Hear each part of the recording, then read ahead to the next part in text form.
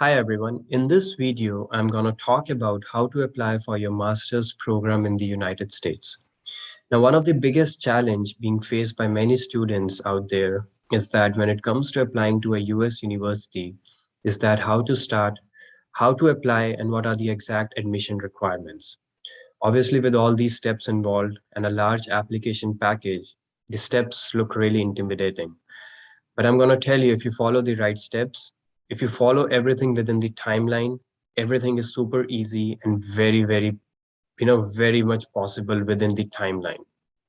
I myself, I've been living in US for few years now.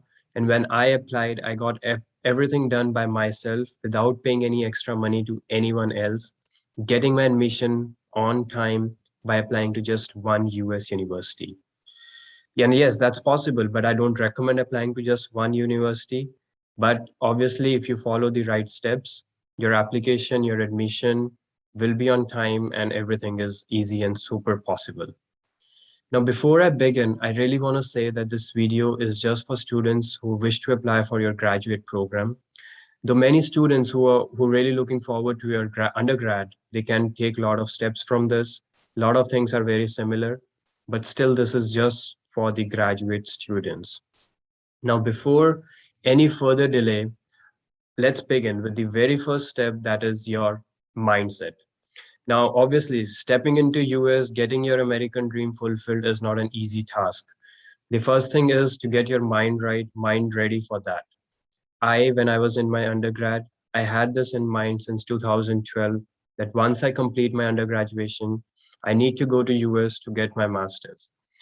A lot of things might come in your way. There will be a fear of too much fees that might be there, fear of rejection, and you might feel that what will happen after like few years in US. But this is all a separate part of all your application process. So get your mind right. Getting your mind within that zone that you have to go to US and get your admission is the very first step. And once you get that done, nothing can stop you. I'm telling you, this is the biggest thing. And once you get this done, the next step that starts is how you begin your research with the universities. You don't have to look for a lot of universities. You still have to have at least 8 to 10 universities. And you have to make sure that these universities not only fit the program of your choice, but also have a lot of other things that we really look forward to. Like the fees is within the range that you're looking to, your program is good, the curriculum is well defined, and there are future growth, future scope with that program that you are about to study into. So based on that, you also want to look for university ranking. You also want to look for location. That's the other factors that really come in handy. But you have to look for the programs that really fit your profile. Based on that, you start your research. I would recommend making an Excel sheet and getting at least 8 to 10 universities that really fit your demographic and start writing everything about them, what their deadlines are, what their requirements are, and what the start dates are and by when you need to get your application on time. Now, as you do this research, a lot of things, a lot of other questions will come in your mind, but I'm telling you, everything is listed on the website. If you feel stuck somewhere, there's always an email option, there's always a call option that you can directly contact the university and get help on. But this is something that you really need to, get into a lot of detail and start doing it on, within the timeline so that you don't delay this process. Now, once everything about the universities you have researched, you have everything sorted out, the next step is to really look for the requirements that the application has. Now, every university will be more or less, they have similar requirements. Few things obviously change. None of the university, I would say, will give you an exact GRE score. There's always a decent GRE score that is really needed, but there are very few universities out there who will have a minimum requirement. And that you will get to know as you do your research. So the next step is to get your requirements done. Some of the basic requirements that I feel are listed on each and every university's website is that all of them, they ask for a 16-year education.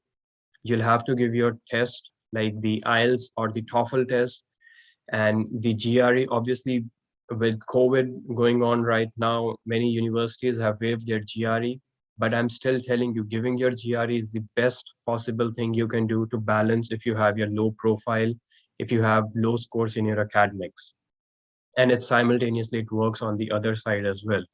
If you score low on GRE, but you have profile that is very well built, if you have good percentage, if your resume, if your other supporting documents are really good, that obviously makes great chance of getting into a good university.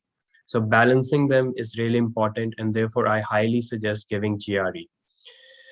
Other requirements apart from that is 16-year education, as I mentioned, your standardized test scores, then your requirements like your resume, your statement of purpose. And that's the part of the application process. I'll be telling you each of them how to do them in my coming videos in the detail, but this is just the research that you are building up in your Excel sheet about each university.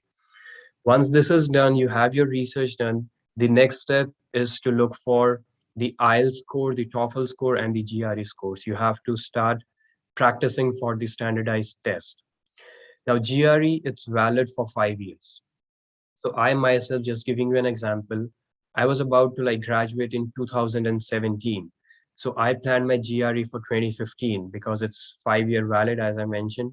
So you have that timeline in mind. Like if you give it in 2015, it's valid for 5 years, so 2020. So by that time, you'll be able to apply and get your application on time.